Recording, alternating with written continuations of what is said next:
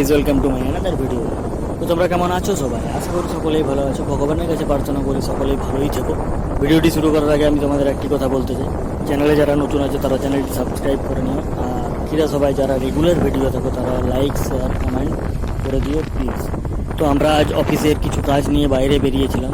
কাজ কমপ্লিট করার পর আমরা একটু বাইক নিয়ে ঘুরতে বেরিয়েছি। আর ঘুরতে কার না ভালো লাগে।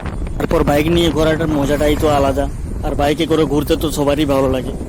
তো আমরা আজ কোথায় কোথায় ঘুরলাম চলো দেখে নেওয়া যাক।